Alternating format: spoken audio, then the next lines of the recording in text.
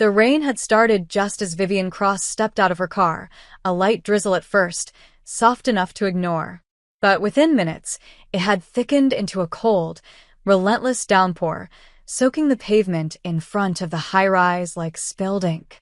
She cursed under her breath and pulled her coat tighter, heels clicking against the concrete as she made her way toward the revolving doors of her building. Even drenched in the grayness of a New York morning, Vivian exuded elegance. Her black wool coat fit her body like a glove, hair slicked back in a severe bun that added to her sharp, commanding presence. She was the kind of woman people stepped aside for, the kind whose silence was louder than most people's anger. She didn't expect the shape crouched beneath the scaffolding to move. And yet, as her eyes flicked toward the figure huddled against the wall, a flash of movement caught her attention, an arm, thin and bare, reaching for a paper cup as it tumbled in the wind. Something about it made her stop. Maybe it was the way the girl didn't look up. Maybe it was the trembling fingers that fumbled to snatch the cup before the rain ruined the little change she had collected. Or maybe it was the stillness, the kind of stillness that only came from someone who had learned not to ask for help because they already knew the answer. Vivian hesitated, a rare thing. And in that hesitation, the girl finally lifted her head. Their eyes met. A jolt. The girl couldn't have been older than 25. Her hair was damp, curling at the ends, and her skin had that raw pink flush from too much cold. But it was her eyes that held Vivian there, wide, unguarded, impossibly defiant. There was no shame in them. No plea. Just something sharp and silent like a challenge. Vivian blinked. The girl raised an eyebrow. You lost. Her voice was rough, husky, with a hint of a smirk under the fatigue. Vivian almost laughed. No, then why are you staring like I'm a painting in a gallery? Because you're out here. And it's freezing. The girl shrugged, tugging her hood tighter. And you're in $500 boots, so maybe don't pretend you care. Vivian's jaw tightened.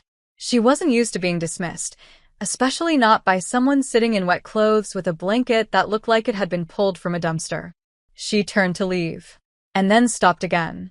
Do you want coffee? She asked without turning. There was a pause. Depends. Are you going to pour it on me, or hand it over like a decent person? This time, Vivian did laugh. She looked over her shoulder. Stay here. Sure. I've got nowhere else to be. 20 minutes later, Vivian returned with 2 cups, one in each hand. She offered the second without a word. The girls stared at her, suspicious, then took it. Their fingers brushed. Heat. Unmistakable. Vivian ignored it. She sat down beside her, not touching the wall, not touching the girl, just close enough to share the overhang of the scaffolding. The rain drummed steadily above them, soft and relentless. You don't seem like the type to hand out charity, the girl said. I'm not. Then why are you here? Vivian glanced at her. Maybe I'm just bored. You could be bored anywhere. You picked a sidewalk. A smile played at Vivian's lips.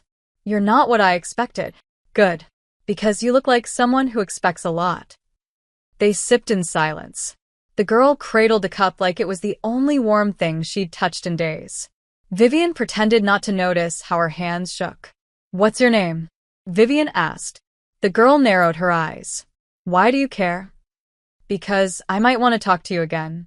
That surprised her. You're weird. So are you. A pause. Then, Scarlett. Vivian nodded. Vivian. Of course it is. What's that supposed to mean? Vivian sounds like it belongs on a gold plaque next to a private office with a view. Vivian didn't respond. Scarlett looked at her for a long moment. So, why me? Why not you? Because I'm not like you. I live on benches. I sleep with my shoes on. I haven't seen a mirror in 3 weeks. I noticed. Scarlett smirked. And yet you sat down anyway. I was curious. And now? Now I'm intrigued. Scarlett leaned back against the wall. Be careful. That's how all the stories start. Vivian stared at her, really stared, and saw beneath the layers, the sarcasm, the grime, the armor. There was something alive in her, something wild and unbreakable. She had no idea why it made her chest ache. They finished their coffee in silence. Before leaving, Vivian reached into her coat and pulled out a business card. She held it out. "If you need anything." Scarlett didn't take it. "I don't need saving." "Good. I'm not offering that." Their eyes met again. That same jolt. Scarlett took the card slowly. "If I show up, it won't be for charity." "I wouldn't expect it to be." Vivian stood, adjusted her coat. "Take care, Scarlett." "Don't tell me what to do, Vivian." She smiled as she walked away. She didn't look back, but she felt it, Scarlett's eyes burning into her spine like a brand. Something had shifted. She didn't know what it meant yet, only that she would be back. And somehow, she already knew Scarlett would be waiting. Vivian didn't expect to see her again. Not really. She told herself the moment had been just that, a moment. A flicker in a rainy morning, a strange whim she'd indulged for reasons she hadn't cared to unpack. But the card sat on her desk the next day, beside her Montblanc pen and her pressed glass of still water. Just sitting there, untouched, waiting. She didn't remember putting it there. Maybe she had done it on instinct. Maybe she just wanted a reminder that not everything in her life was polished and pre-planned. Maybe she needed to remember that some things, some people, refused to be ignored. She didn't stop thinking about Scarlett. The girl's voice kept replaying in her head, that sharp, teasing tone that held no deference, no fear. The way her eyes burned even when the rest of her body had looked so small, curled up against that concrete wall like it was the only thing that would hold her. Vivian had seen desperation before. She'd donated to shelters, sponsored silent auctions, written polite checks at charity galas while sipping wine worth more than some people's rent. But none of it had looked like Scarlett. Because Scarlett didn't look broken. She looked dangerous. Untamed. And now she was in her head like a fire she couldn't put out. On the third day, Scarlett appeared. Vivian was in her office, half listening to a conference call, when her assistant buzzed in. "There's someone downstairs asking for you." No appointment. Vivian was about to wave it off, her automatic dismissal already forming, when she asked, "A name?" She just said, "Scarlett." Vivian's hand froze over her mouse. A beat of silence.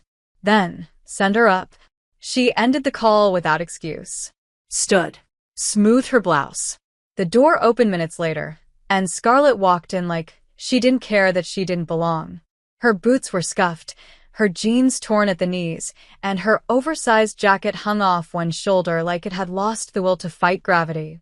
But her posture was confident, chin high, lips curled into something dangerously close to amusement. "Nice view," she said, eyes drifting to the skyline behind Vivian's desk. "You must be doing very well for yourself." "What are you doing here?" Vivian asked, voice even, heart pounding.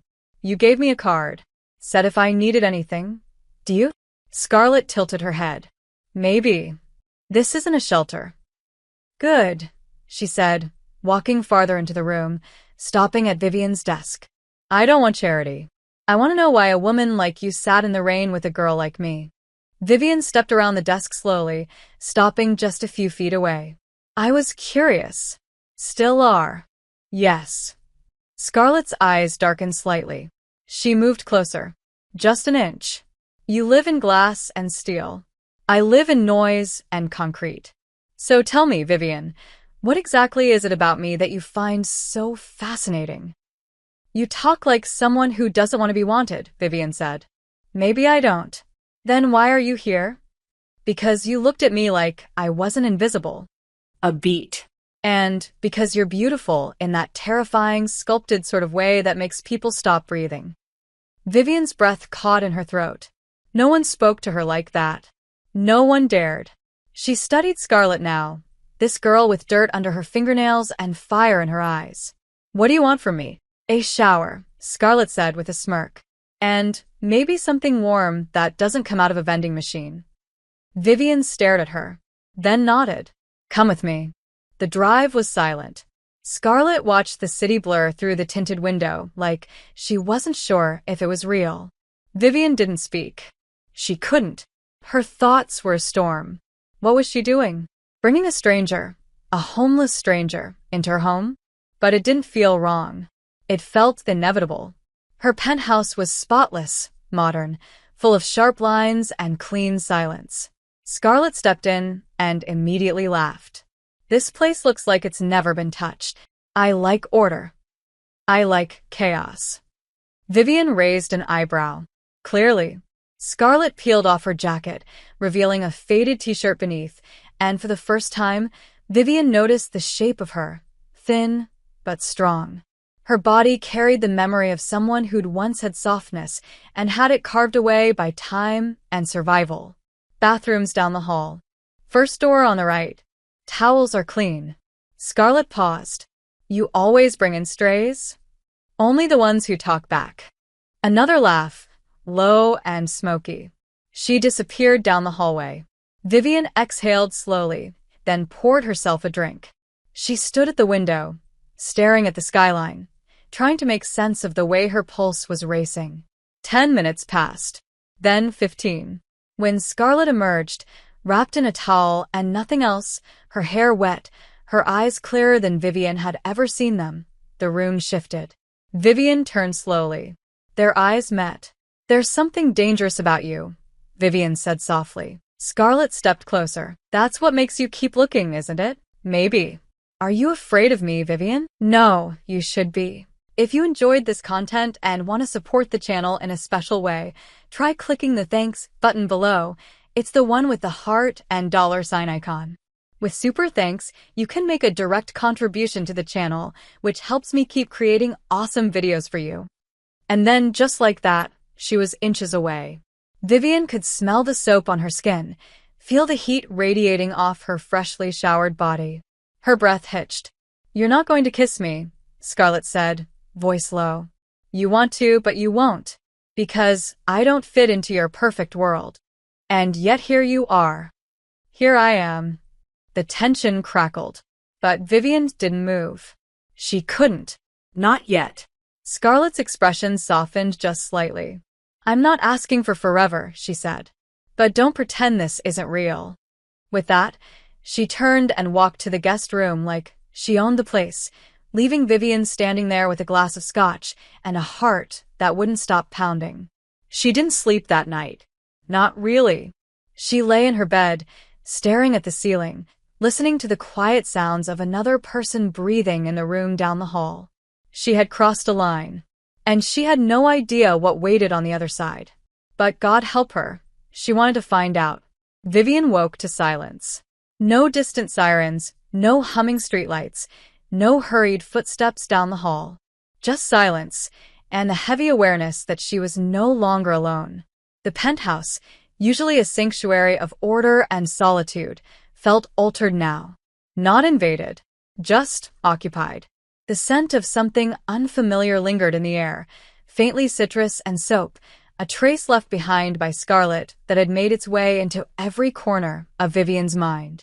She sat up in bed, sheets pooling around her waist, heart beating a little too fast.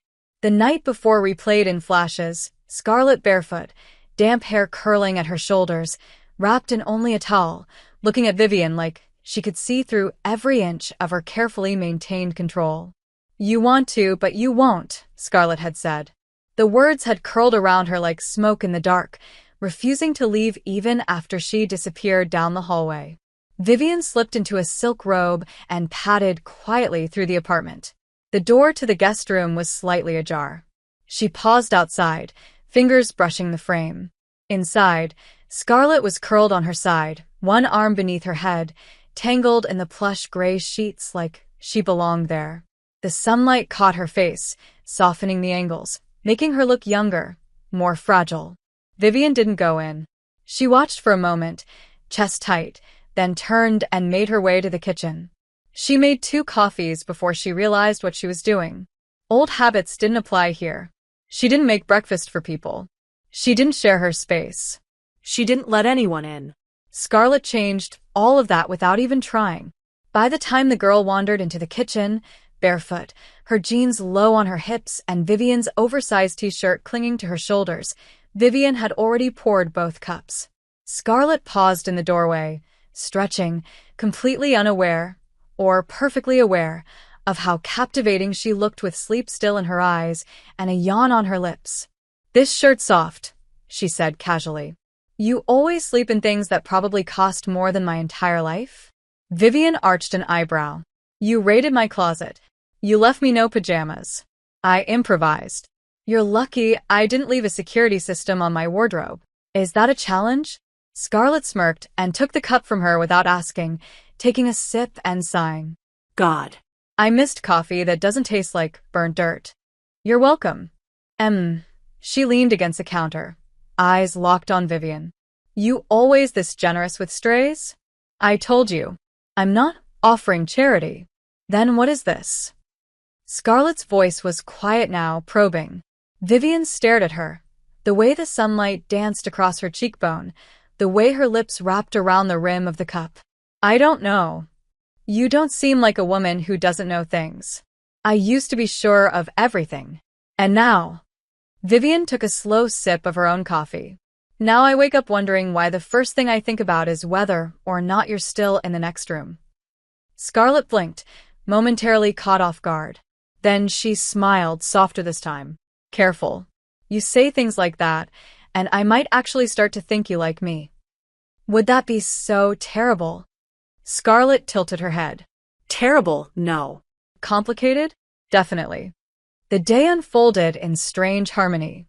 Scarlett moved through the apartment like she was testing its limits, opening cabinets, flipping through books, poking at Vivian's curated existence like it was a museum she had no intention of respecting. Vivian watched her with a mixture of irritation and fascination. No one had ever made themselves so comfortable in her space. No one had ever dared. That night, they ordered food. Scarlett insisted on greasy takeout, and Vivian relented with a sigh, pretending not to enjoy it as much as she did. They ate on the couch, their legs brushing now and then, neither of them moving away. The TV played something neither of them paid attention to. The conversation drifted. About books, movies, music, childhood memories that bled into the present. "You ever been in love?" Scarlett asked, eyes fixed on the flickering screen. Vivian hesitated. "Not really. That doesn't sound convincing. I've had relationships. Successful ones on paper. But love? No. Not the kind that keeps you up at night. Not the kind that makes you want to risk something." Scarlett looked at her now, those dark eyes unreadable. "And now," Vivian said slowly, "I have someone sleeping in my guest room who won't leave my thoughts alone. Someone who makes me forget the rules I've lived by for years." The air shifted. Scarlett turned, their knees touching now, neither of them flinching. "You're playing with fire," Scarlett said softly. "Maybe I want to burn." "Don't say that unless you mean it." "I don't say things I don't mean." Scarlett's hand moved, almost without thinking, brushing along Vivian's arm. The touch was featherlight but ignited something under her skin. Vivian's breath hitched. "You want to kiss me," Scarlett whispered. "But you're still waiting for permission. Would you give it?" "I already have."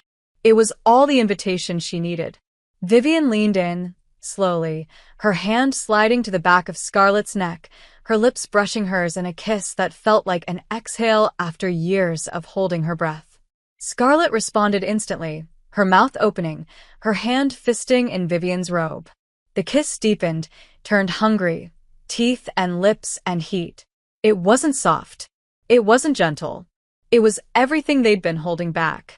When they finally pulled apart, both breathing hard, Scarlett rested her forehead against Vivian's. "Took you long enough." Vivian smiled, eyes still closed. "I wasn't sure if I was allowed to want you." "You're allowed." A beat. "But I come with baggage. I don't have a 5-year plan or a bank account or a future that looks anything like yours."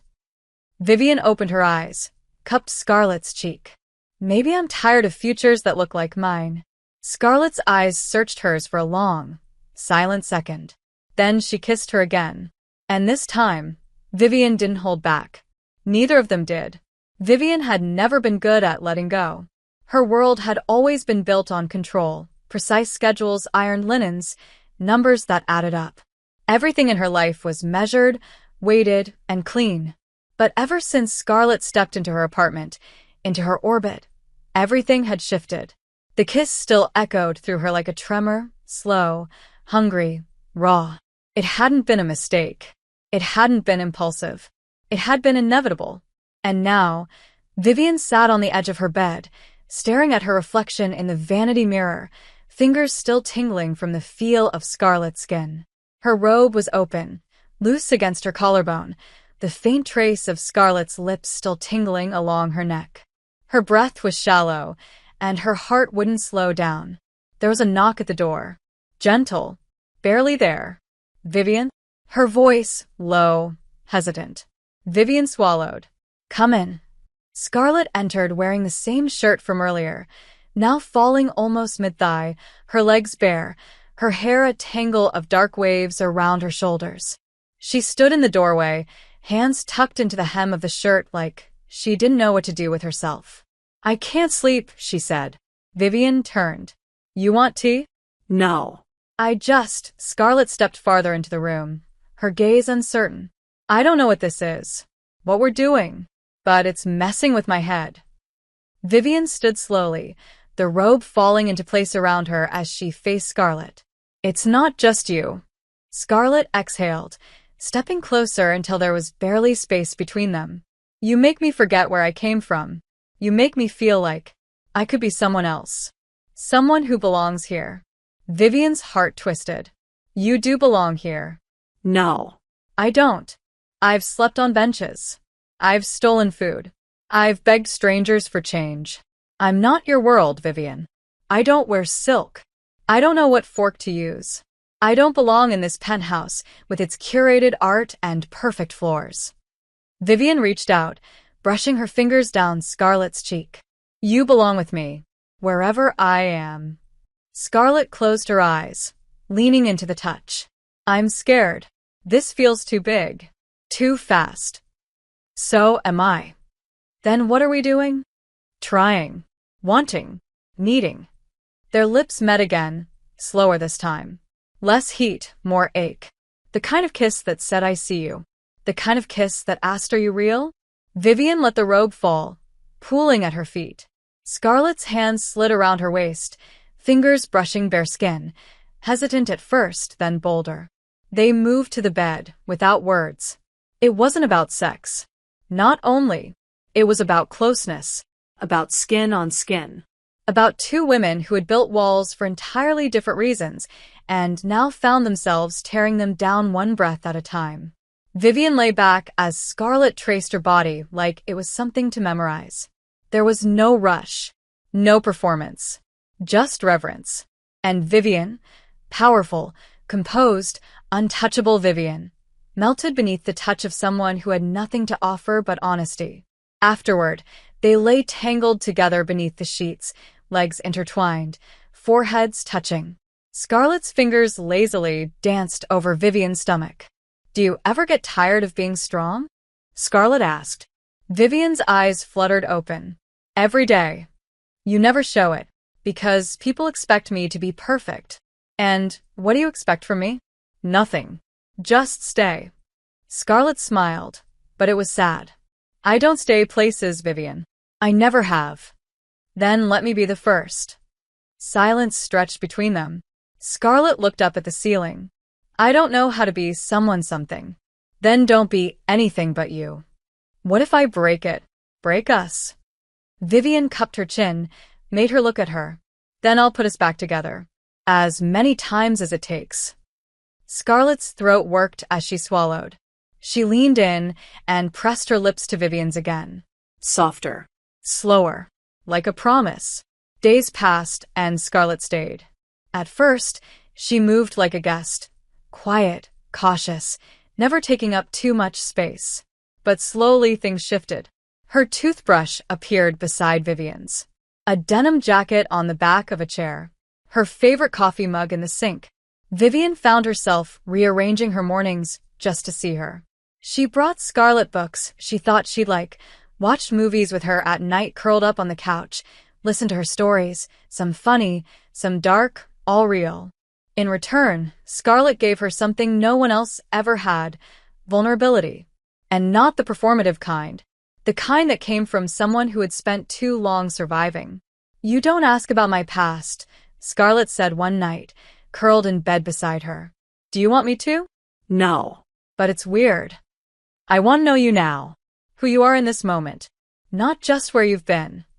Scarlett turned to her, tracing the line of Vivian's collarbone. And if I wanted to disappear tomorrow? Vivian stilled. Do you? No. But I need to know I can. That I'm not trapped. Vivian nodded slowly. You're free to go. Always. But I hope you stay. Even if I never become what you're used to. Especially then. Scarlett exhaled shakily, then buried her face against Vivian's neck. You're not who I expected, Vivian Cross. You either, Scarlett. They fell asleep like that, pressed together, heartbeat steady, the city far below them. For the first time in years, Vivian didn't dream of deadlines or meetings or falling behind. She dreamed of wind and fire escapes and the warmth of hands that had nothing to prove but still held her like she mattered. And when the morning light crept through the blinds, she woke to find Scarlett still there, still tangled in her arms, breathing slow and deep, still choosing to stay. It was supposed to be an ordinary Tuesday. Vivian had back-to-back meetings, a lunch scheduled with a client, and an inbox overflowing with contracts. She'd spent her entire adult life mastering the routine: wake, coffee, power dress, dominate. Everything fit into its place like a perfectly cut diamond. But now there was Scarlett. And Scarlett didn't fit. Scarlett woke late, wandered the apartment barefoot, danced to music no one else could hear, left teacups half full in strange places, forgot to close the bathroom door, and talked to Vivian's plants like they were old friends. And somehow, all of that had become the rhythm of Vivian's days. That morning, Vivian left for work later than usual, distracted by the feeling of Scarlett's kiss still lingering on her lips. The girl had wrapped her arms around her from behind while she stood at the espresso machine, lips brushing her shoulder, whispering something sarcastic and sweet all at once. Don't be too powerful today, Scarlett had teased. You'll ruin the curve for the rest of us. Vivian had laughed, actually laughed, and nearly dropped her coffee. It felt good. Dangerous. Alive. But as she stepped into her sleek black car, as the city swallowed her again, the warmth began to fade. By the time she arrived at the office, she had almost convinced herself to put it all back into the box. Almost. Until she stepped out of the elevator and saw Claire, her assistant for 5 years, staring at her with carefully masked curiosity. Good morning, Vivian said. Miss Cross, Claire replied with a smile that didn't quite reach her eyes. Your driver said there was a visitor at the apartment this morning. Should I adjust your calendar in case she'll be staying again? Vivian's spine straightened. Her tone turned cool. Is there a reason that would be necessary? No, ma'am. Just wanted to make sure everything ran smoothly. Vivian nodded once, sharply, and walked into her office. But the seed had been planted. People were noticing. And it wouldn't stop there.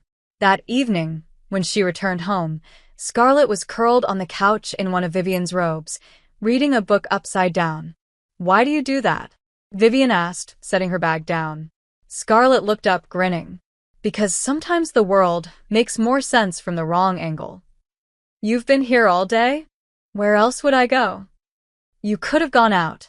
Scarlett raised an eyebrow. In what, exactly? Your Louboutins? Or maybe your diamond earrings? Vivian sighed, rubbing her temples. Scarlett, you're worried people are going to start asking questions. They already are. Scarlett stood, crossing the room with that unbothered grace that made her look like she belonged everywhere and nowhere at once. So what? Let them talk. It's not that simple. You know it's not. Why not? Scarlett asked, voice rising just slightly. Because I don't come from money? Because I don't have a last name that opens doors? Or because I walked into your life from a sidewalk and not a gala? Because people judge. Vivian snapped, harsher than she meant. They see everything. They assume. They'll twist this into something it's not. And what exactly do you think this is? Scarlett's voice was ice now.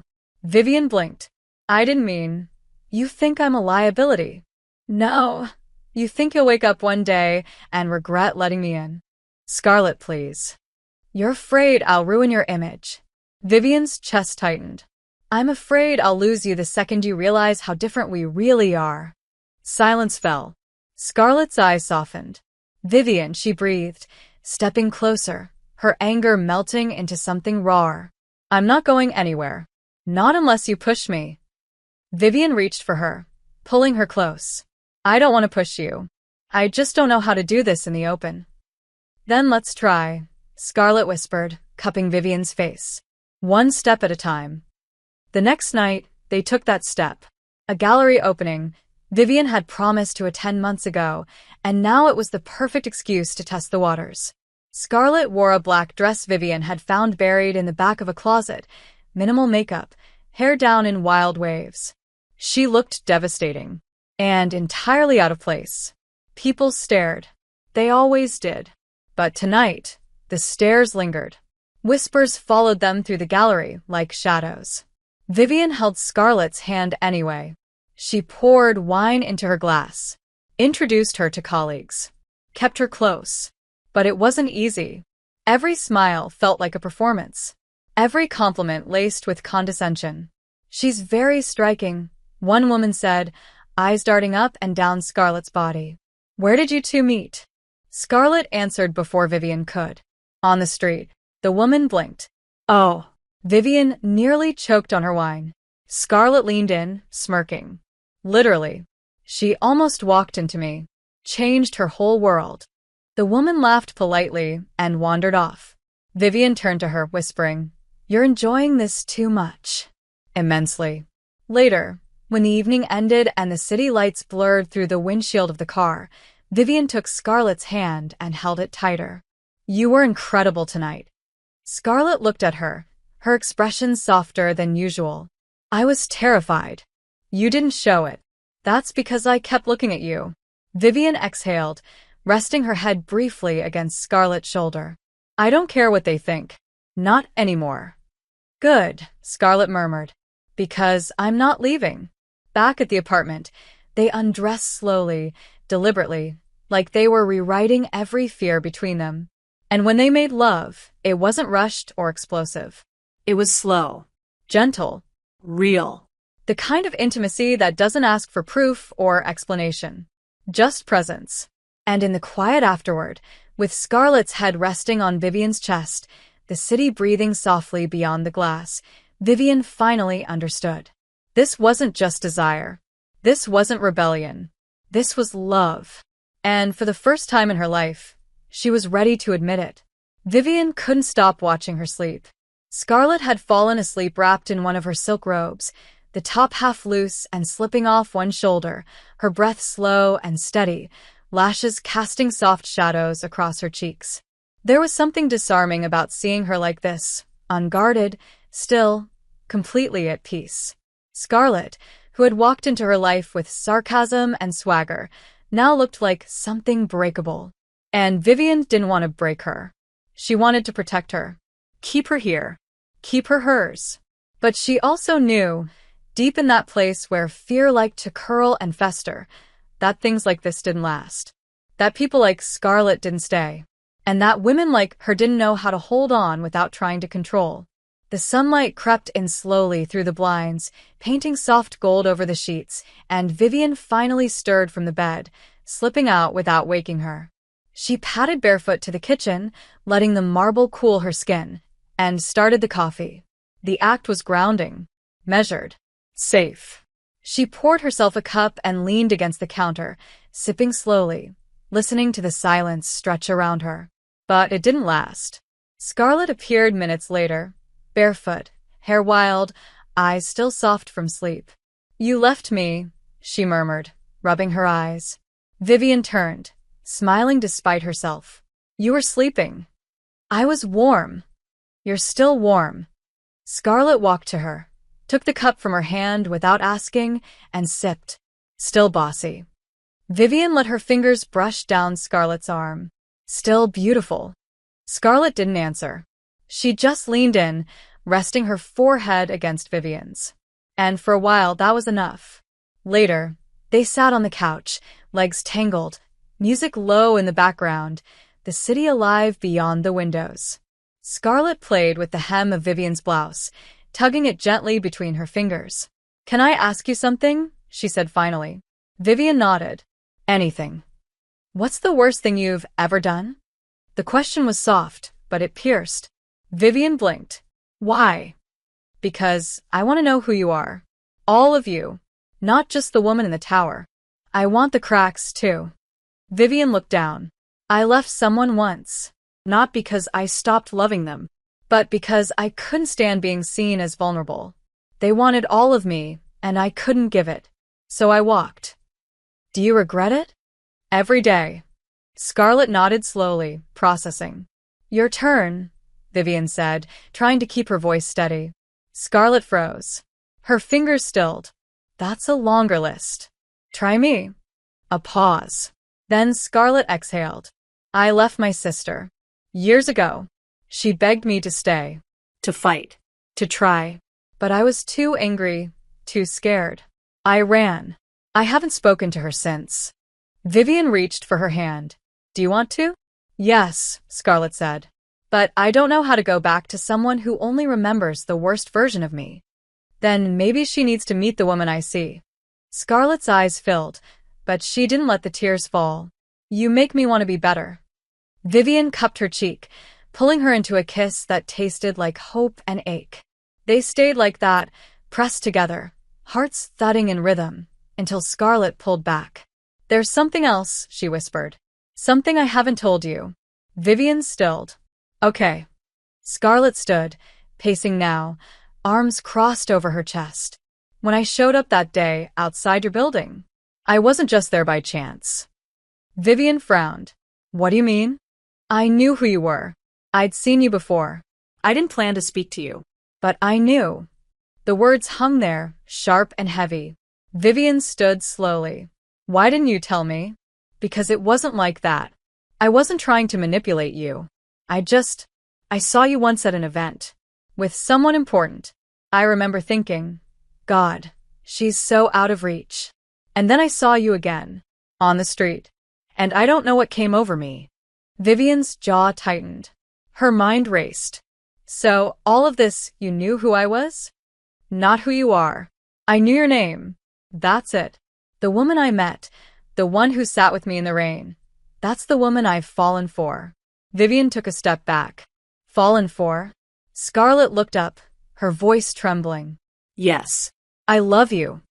Silence. Thick and terrifying. Vivian's heart pounded in her chest, but she didn't speak. Couldn't. "Not yet." Scarlet's voice broke. "You don't believe me. I don't know what to believe right now. Then I'll go." "No," Vivian said quickly, stepping forward. "Don't." Why? "Because if you leave now, I'll never stop wondering what this could have been." Scarlet stared at her, breathing hard. "Then say it. Say something." Vivian took her hands, holding them tightly. "I'm scared. You walked into my life like a storm, and I don't know how to stand in the middle of it without falling apart." "Then fall," Scarlet whispered. "I'll catch you." Vivian closed her eyes. "I'm not ready to say it back, but I feel it. Every second I look at you." Scarlet nodded, stepping closer, resting her head against Vivian's chest. "That's enough. For now." And somehow it was. They held each other in silence, wrapped in everything unspoken. And in that quiet, something stronger than words bloomed between them. Not certainty, not perfection, but love, real, flawed, and entirely theirs. Vivian didn't sleep. Not really. She laid awake long after Scarlet's breathing had evened out, after her soft curls had tangled against the pillow, after the warmth of her body settled into the sheets like a mark that wouldn't fade. She stared at the ceiling and let the words echo in her mind. "I love you." 3 words that had been whispered into the quiet like a promise, like a surrender. Words that had landed softly against her chest and detonated. She should have been ready. After all this, after nights tangled in Scarlet's arms, after mornings filled with quiet smiles and gentle touches, after vulnerability shared in whispers in the dark, she should have known it was coming. But Vivian didn't know how to hold love. Not when it was this raw. Not when it came from someone like Scarlet. She wasn't afraid of what she felt. She was afraid of what it meant. Because if she admitted it, if she let it bloom, if she gave it room, it could destroy everything. And if she didn't, she might lose her. The thought twisted in her chest like a knife. Morning came slowly. Scarlet stirred beside her, groaning softly, curling into Vivian's side with the ease of someone who had made a home out of her body. Vivian turned her head, watching her.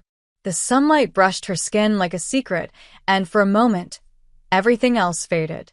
"You didn't sleep," Scarlet murmured, eyes still closed.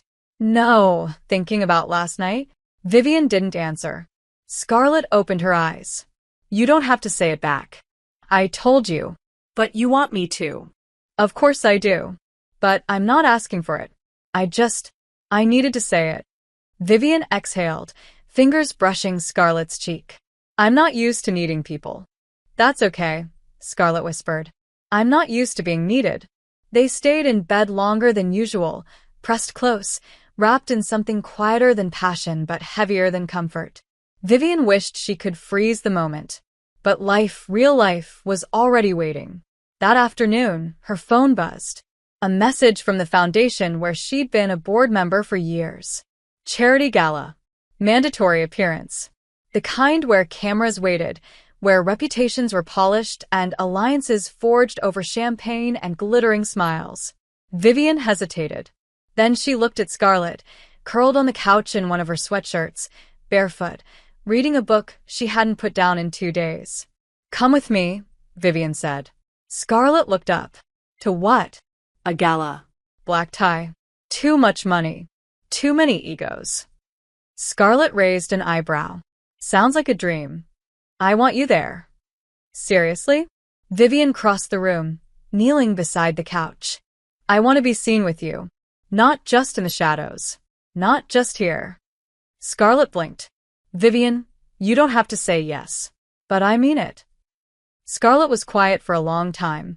Then she closed the book, set it aside, and said, "You realize what that means, right?" "Yes. There will be pictures. Gossip.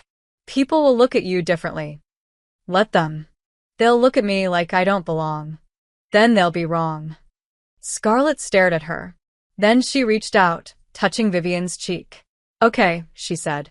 "I'll go." The next few hours were a blur. Vivian had a dress sent up, jewelry laid out. A stylist brought in to help Scarlet tame her hair, do her makeup, choose the heels that would match. Scarlet squirmed through it, rolling her eyes but never once pulling away. Vivian watched her the entire time, watched as she transformed, not into someone new, but into a version of herself that the world might finally see clearly. "You look," Vivian tried, then stopped. "I don't have a word for it." Scarlet smiled. "Then don't use words. Just kiss me." And she did.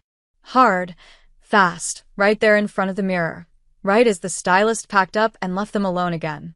That night, when they stepped out of the car and onto the carpet, the world shifted. Flashbulbs exploded. Heads turned. Whispers rippled like waves. Vivian held Scarlet's hand. Tightly. Steadily. She didn't flinch. Scarlet didn't smile for the cameras, but she didn't hide. She stood tall, strong, radiating defiance and something else, something almost regal. Inside, people stared. Old money, new power, political alliances, and quiet scandals. They all turned and watched as Vivian Cross entered the room with a woman no one could place. Not from the clubs. Not from the lists. Not from any recognizable circle.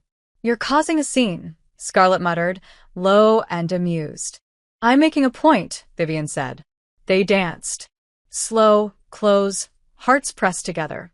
And when the music swelled and Vivian rested her forehead against Scarlet's, she whispered, "I think I'm in love with you." Scarlet's breath caught. "Think. I'm still scared. But the fear doesn't change what's happening inside me."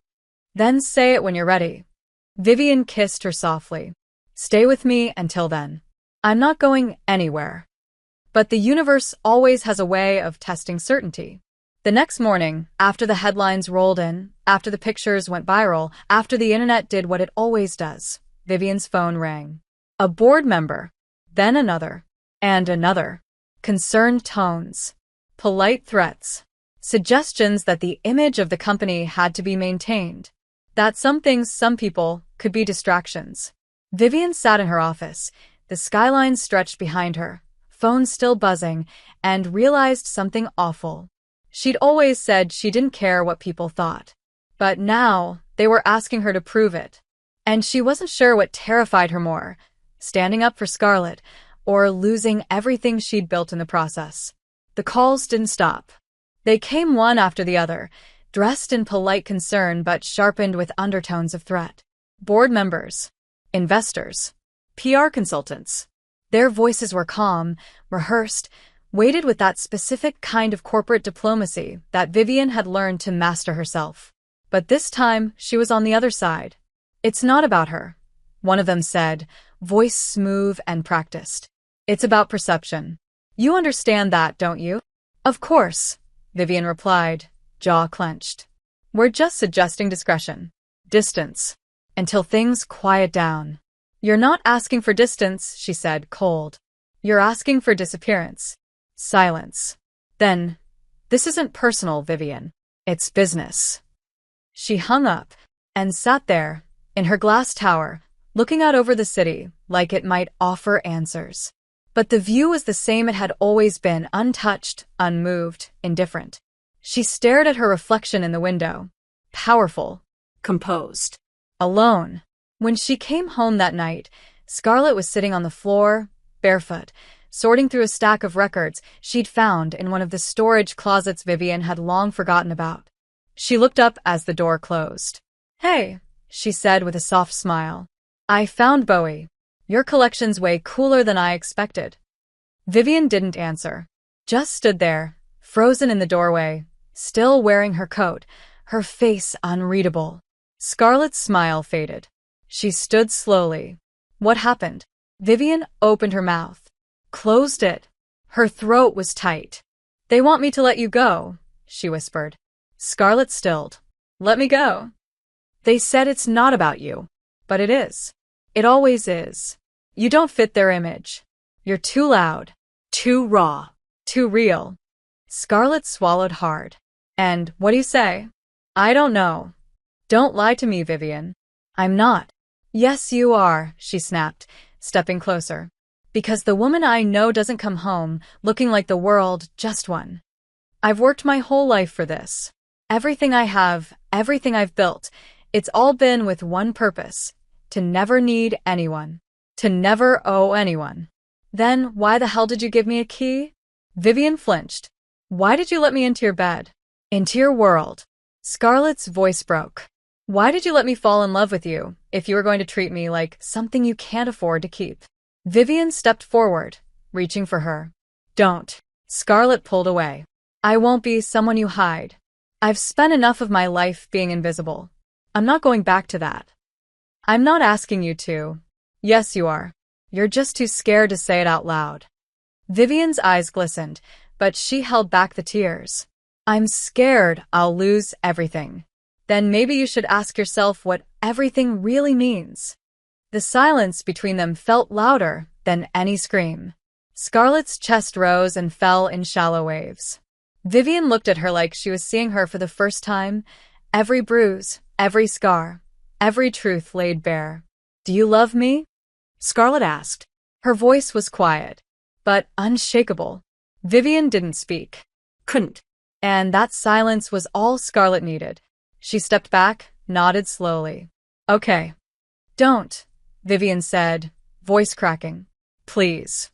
I'm not angry, Vivian. I'm just done begging someone to fight for me.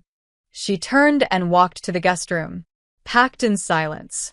Her movements were slow, deliberate, like she was memorizing every corner of the space she had tried to make her own. Vivian followed her. Where will you go? Back to nowhere. I'm good at that.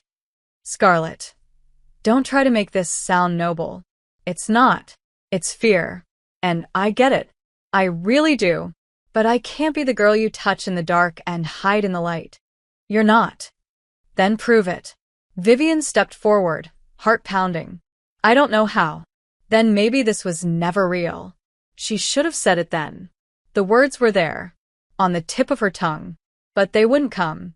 Not through the fear. Not through the panic. Scarlett walked past her, bag over her shoulder, eyes blank. At the door, she paused. "I meant it," she said. "All of it. Every word. Every touch. I would have stayed." Vivian stared at her, silent. Frozen. The door closed behind her, and the apartment went still. Days passed.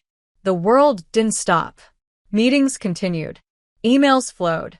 Vivian functioned on autopilot, her days filled with noise, but her nights consumed by silence. Every room felt too big. Every chair too empty. Her phone stayed silent. No texts. No sarcastic comments. No new messes left behind for her to pretend to be annoyed by. Her bed was cold. Her chest colder. And the worst part? She had no one to blame but herself. One night, she found herself walking. No driver. No destination. Just wandering the city she'd conquered and suddenly didn't recognize. She passed the corner where she'd first seen Scarlett, huddled under the scaffolding, defiant and soaked in rain. She paused there. And for the first time in years, Vivian Cross cried. Not pretty tears. Not silent ones. But shaking, broken sobs that spilled from a place too long kept locked. She loved her. God help her. She loved her. And she had let her walk away. Not because she didn't want her, but because she didn't know how to be enough. And now, she didn't know if there was still time to fix it. Vivian had faced boardrooms full of men twice her age and 3 times as arrogant.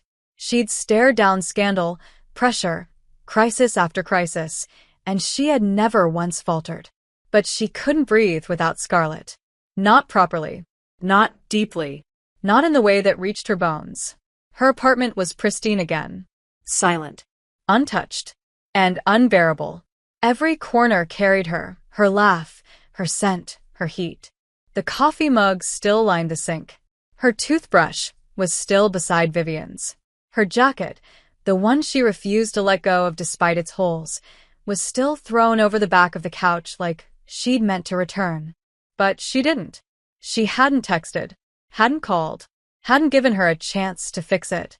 And Vivian couldn't blame her. Because when it had mattered most, when Scarlett had needed a reason to stay, Vivian had handed her silence. The kind of silence that felt like abandonment. She had let her leave. Because that was what Vivian did. She held the world in her hands, but let go of the one thing she couldn't control. And now she was going to find her. Even if it took everything. She started with the corners Scarlett had once hinted at.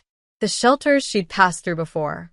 The cafe she said she liked to sit outside of when the sun's pretending to care. The streets near the gallery. Nothing. She kept going. Days passed.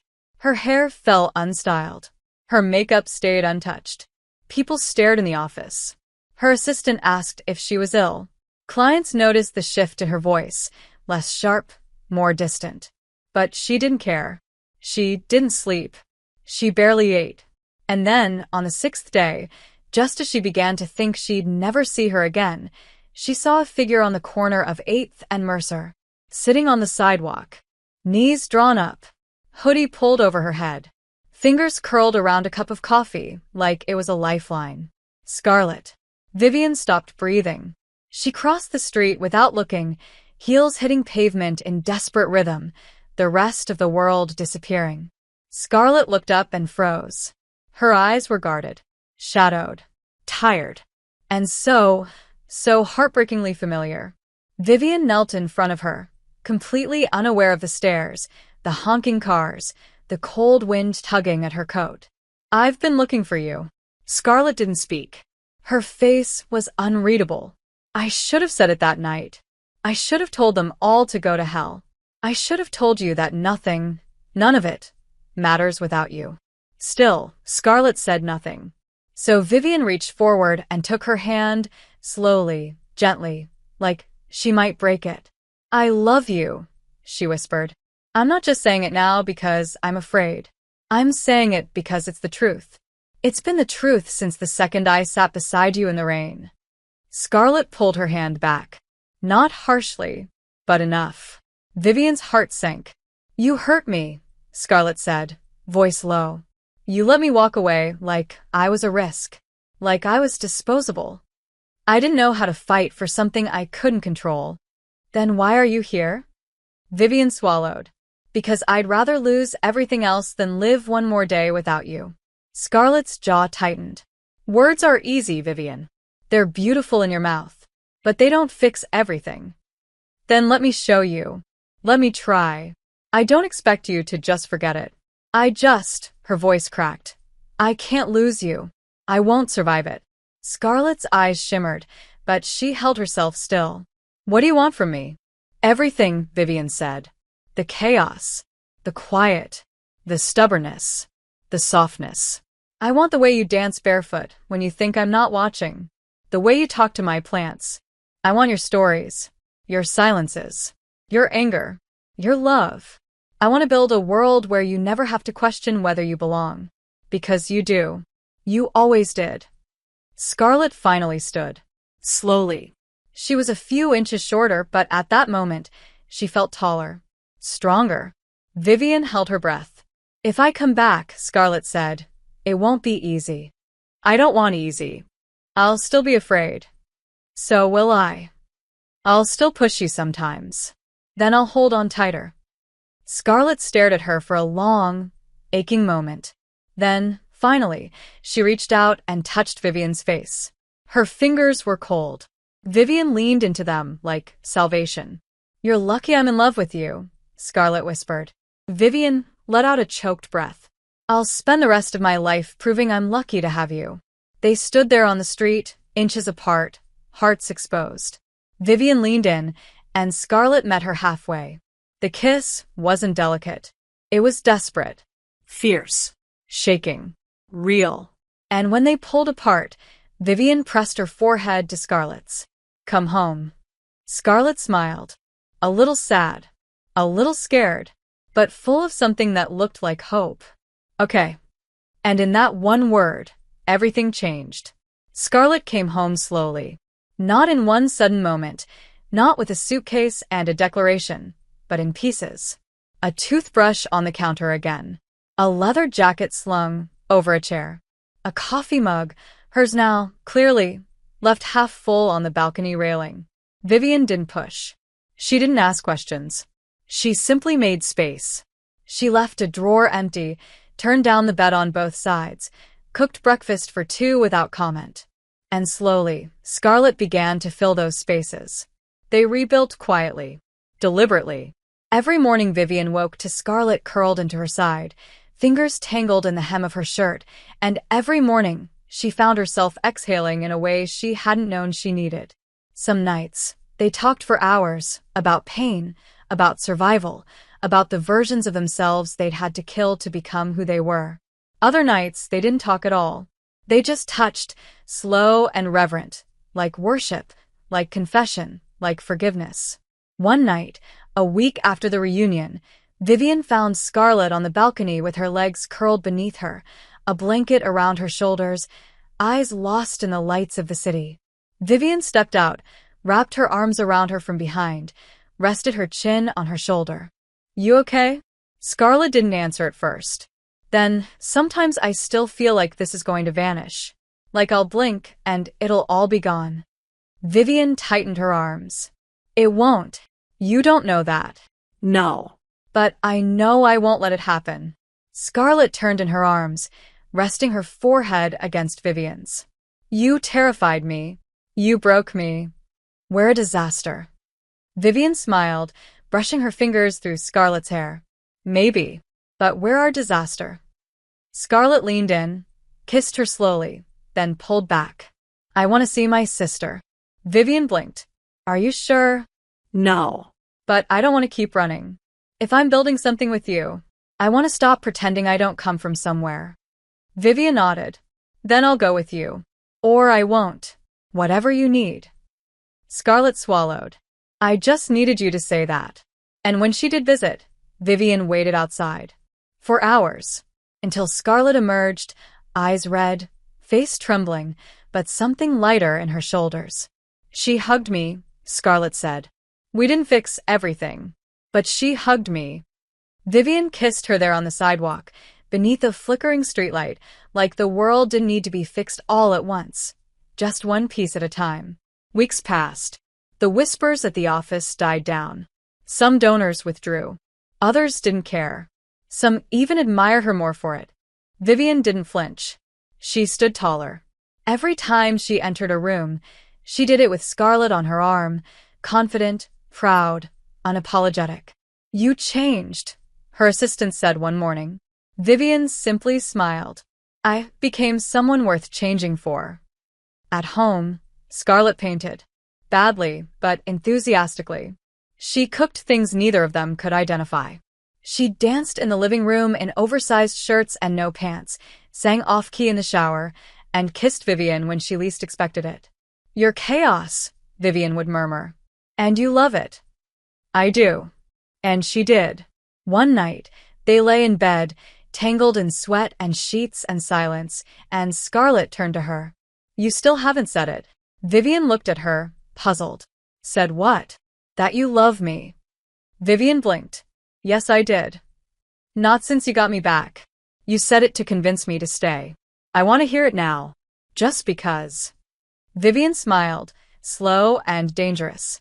She rolled on top of her, straddled her waist, pinned her wrists to the mattress. "You really want to hear it?" Scarlett's breath hitched. "Yes." Vivian leaned down, mouth brushing her ear. "I love you," she whispered. "I love your stubbornness. Your fire. The way you take up space without asking permission. I love the way you make messes and leave your clothes on the floor. I love the way you challenge me, infuriate me, wake me up. I love you, Scarlett. Entirely. Unconditionally. Irrevocably." Scarlett's eyes filled. "Well, damn." Vivian laughed. Yeah, damn. Scarlett pulled her into a kiss that was all teeth and tongue and relief and wanting, and when they made love that night, it felt like a celebration. A promise. A home. Months turned into seasons. The apartment changed. Got warmer. Wilder. More alive. And so did Vivian. She let herself soften. She let herself be held. And Scarlett bloomed. She started writing again. She submitted pieces. Got published. Vivian framed the first page and hung it in her office. When Scarlett found it, she cried. "You're not just part of my life," Vivian said. "You are my life." One afternoon, Vivian came home to find Scarlett barefoot on the balcony, a cigarette in one hand, a glass of wine in the other, hair a tangled mess. "You look like trouble," Vivian said. Scarlett turned, grinning. "I am." "Then let's get into it." And they did. For the rest of their lives. Two women who never should have met. Who never should have worked. But did. Because love, when it's real, doesn't care about origin stories or bank accounts or past mistakes. It only cares about presence. And they showed up for each other. Every day. Without apology. Without fear. Just love. Thank you so much for your support, whether it's by liking, commenting, sharing, or sending your super thanks. You make all the difference here on the channel. See you in the next video.